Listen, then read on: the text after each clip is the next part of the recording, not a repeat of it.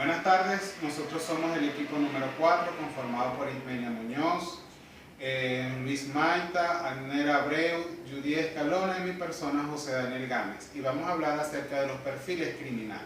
En primer lugar, la definición. Es una estimada de las características biográficas y el estilo de vida de quien comete delitos graves, como puede ser el homicidio o la violación, y que no ha sido identificado. En cuanto a la reseña histórica, tenemos que en 1888 George Phillips, en Gran Bretaña, desarrolla el modelo de la herida. Él estudió las heridas sufridas tanto por la víctima como el agresor y diseñó o desarrolló un perfil criminal a partir de allí. En 1870, en Italia, Lombroso, considerado el padre de la criminología, hizo el estudio de unos prisioneros desde el punto de vista evolutivo y antropológico y determinó un modelo con características físicas. Tenemos el criminal nato, que son ofensores que han sufrido degeneración evolutiva y se enmarcan en ciertas características. Está el delincuente demente, que son ofensores con patologías mentales pero que no sufren defectos físicos como los anteriores, y están los criminaloides, que no concuerdan con ninguno de los dos grupos, pero que por ciertas circunstancias fueron llevados a delinquir. Luego, en 1955, en Alemania, Kretschmer desarrolla el modelo del biotipo también partiendo de características físicas, y establece 4 grupos de delincuentes: el leptosómico, que son flacos y altos; el atlético, que son fuertes y musculosos; el pícnico, que son bajos y gordos; y el mixto, que no obedece a ninguno de los anteriores, pero que puede tener características de ellos. Según cada delincuente que estuviera en alguno de estos grupos, cometían ciertos delitos. Luego, en 1970, en Estados Unidos, el FBI desarrolló un estudio acerca de la personalidad criminal, teniendo entonces 2 clasificaciones: los asesinos en serie organizados, que son aquellos que aplican lógica a los hechos que cometen, y los no organizados, que no tienen ninguna lógica en los hechos que ellos cometen. Ahora bien, en cuanto a la aplicación de la técnica, tenemos que, como ya dijimos al principio, son sobre delitos graves como las violaciones u homicidios, y cuando se está enfrentando un homicidio donde la víctima no conocía a su agresor, esta técnica del perfil criminal puede dar luz en la investigación del caso. También nos lleva a determinar si es un delincuente seriado o es no seriado el delincuente. Y por último, también ayuda a conocer más acerca de la técnica y el desarrollo del criminal. Esto ha sido toda mi exposición. Muchísimas gracias. Buenas tardes. Buenas tardes, continuando con la temática, vamos a hablar un poco en cuanto a lo que es el perfil de agresores conocidos o método inductivo. Este método se basa en el estudio de casos para extraer patrones de conductas características de los agresores. Este se desarrolla básicamente en el ámbito carcelario mediante entrevistas estructuradas o semiestructuradas, aunque también se suele usar como fuente de información las investigaciones policiales y las judiciales, a lo cual muchas veces, si el entrevistador no se gana la confianza del reo, en este caso la entrevista no va a ser la adecuada, ya que el reo puede brindar una mala información. Asimismo, esta consiste en la caracterización de los agresores conocidos o población carcelaria para extraer características generales, es decir, se parte de lo particular a lo general. Para obtener estos datos, los investigadores realizan investigaciones en perfiles de aquellos reos que están condenados a cárcel, para que estos no tengan nada que ganar o perder. Además, se basa en la observación conductual e informes de la conducta de ese delincuente brindado por otras personas, allegados o se puede nutrir de datos provenientes de expedientes judiciales, y con base a lo que es ese perfil conductivo. Les voy a hablar sobre el perfil de los criminales desconocidos o método deductivo.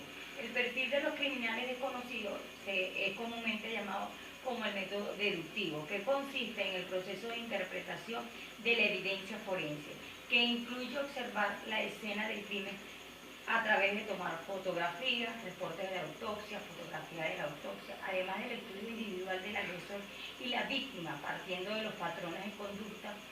Se deducen las características del agresor, la demografía, las emociones y la motivación. Dentro de este concepto podemos conseguir algunas características sustanciales que son como la evidencia forense, la escena del crimen, el estudio individual del agresor, patrones de conducta y se va de lo general a lo particular. Este método se desarrolla haciendo inferencias con base al análisis de la evidencia psicológica de la escena del crimen. Se trata de ir de lo general a lo particular, es decir, de premisas generales como la edad del agresor, la raza de la víctima, las agresiones específicas que el criminal hizo a la víctima, como cubrir la cara o dejar algún tipo de simbología. De la evidencia psicológica se extraen rasgos del agresor para dar como resultado un perfil particular. Por ejemplo, el agresor adulto, joven, blanco o si es psicópata. Para realizar este perfil se resulta de mucha utilidad hacer unas comparaciones con las características de otra comunidad criminal, como es la que está en las penitenciarías o la cárcel, obteniendo otra vez estas características a través del método inductivo. El perfil de criminal deductivo no implica un individuo específico ni un crimen específico. Puede ser usado para sugerir un tipo de individuo con características psicológicas y emocionales específicas, describiendo así las características evidentes de la conducta criminal, así como las circunstancias de su conducta.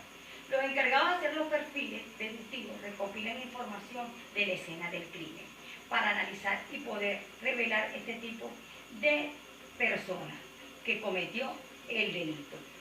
Tenemos también dos métodos en el perfil deductivo que incluye dos fases, que es la fase investigadora y la fase del ensayo. En la fase de investigadora, como su nombre lo indica, se investiga todo lo referente a la escena del crimen, las evidencias, ya sean físicas o conductuales.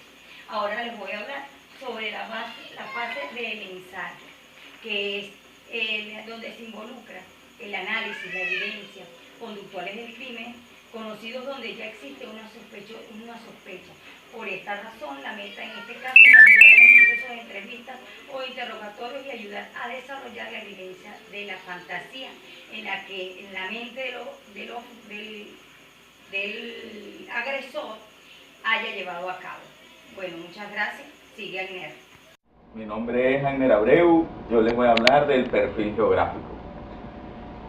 Este perfil describe el aspecto geográfico donde se desenvuelve el delincuente, sus escenas del crimen, los puntos geográficos de esos crímenes, sus desplazamientos en el terreno en el que él actúa, zona de riesgo, base de operaciones. Nos dice mucho del mapa mental del criminal, que es la descripción que el delincuente tiene en su cabeza en las zonas geográficas en las que se desenvuelve en su vida. Su casa, su calle, su barrio, su ciudad, están descritos en la mente del criminal en función de las experiencias que ha tenido con cada uno de esos lugares. Nos describe su zona de confianza, su territorio, las zonas de influencia, cómo se mueve y se desplaza por ellas. La comprensión de estos datos nos puede dar información en qué zona vive, dónde debemos buscarlos y dónde puede actuar. Como cualquier depredador, este ataca a sus víctimas en el territorio que se sienta seguro. Su presa tenga menos posibilidad y pueda huir si es necesario. Como cualquier persona, las conductas que requieren intimidad o que pueden provocar cierto estrés son más fáciles de realizar en terrenos conocidos que en aquel desconocido que nos provoca inseguridad. Para el asesino en serie, para el asesino en serie, matar es su objetivo, pero no olvida su sentido de supervivencia, que hace tratar de evitar que le capturen. Por eso va a matar en aquellas zonas en las que se sienta cómodo. Este hecho puede desaparecer en determinado tipo de asesinos en serie, en concreto en los desorganizados, en los que su sed de muerte se produce por impulsos y no tiene tanto control sobre ese aspecto. Generalmente, su deterioro mental también hace que no planifiquen tanto sus crímenes. Por otro lado, ese deterioro mental hace que sea capaz de desplazarse a grandes distancias para buscar a sus víctimas, ni para acabar con sus vidas, por lo que también actúa en su zona geográfica. Muchos estudios se han hecho al respecto, de los cuales la hipótesis del círculo de Canter ha sido la más fructífera. Corresponde a un estudio realizado con violadores, en el que se encontró que entre el 50 y el 70% de ellos vivían en un área que podía ser delimitada por un círculo, que al unirse los dos lugares más alejados donde había actuado el criminal, y se determinó que muchos de ellos vivían en el mismo centro de ese círculo. El estudio de casos ha mostrado que en la mayoría de los asesinos en serie, sus primeros actos se realizan cerca del lugar donde reside o trabaja, y posteriormente se van alejando a medida que van adquiriendo seguridad y confianza. Cuando hablamos cerca del lugar donde viven, es una cercanía relativa, ya que el asesino tampoco se va a exponer a ser reconocido actuando en lugares muy próximos a su hogar y en el que las posibles víctimas y testigos puedan conocerlo. Ahora bien, tras un análisis matemático de multitud de casos, muestra cómo a medida que aumentan los desplazamientos para cometer los crímenes, la frecuencia de estos crímenes disminuye. Esto se relaciona con la preferencia de cometer delitos en la cercanía del domicilio y por la mayor probabilidad de escoger objetivos que supongan una menor modificación ambiental. Esto lo conocemos como el principio de decaimiento a distancia de Tim Rosmo. El perfil geográfico también cuenta con métodos inductivos, en lo que se analiza casos resueltos para extraer patrones de conducta geográfica de los criminales y así aportar teorías e hipótesis para la metodología deductiva. Esta metodología es una visión y uso más amplio donde puede usarse para describir la distribución geográfica de la criminalidad en una determinada zona, ver en qué zona distribuyen y concentran los distintos tipos de delincuencia y cómo se comportan estos delincuentes a nivel geográfico. Puede ayudar no solo a establecer medidas policiales más eficaces, sino también a desarrollar políticas criminales más ajustadas. Soy Luis Mayra, estudiante de Derecho de la Universidad de Acambú, y voy a exponer sobre el perfil criminal, el tema del crimen. Es el lugar o sitio donde uno o varios delincuentes cometen un delito. Tiene ruta de acceso, núcleo, ruta de escape y área que lo rodea. El modo operandi es el conjunto de conductas efectuadas por el delincuente, dirigida exclusivamente para conseguir un acto delictivo con éxito y efectividad. Puede cambiar con el tiempo, ya que es dinámico, puede también cambiar por aprendizaje o experiencia del individuo y por causar también mayor dolor a la víctima.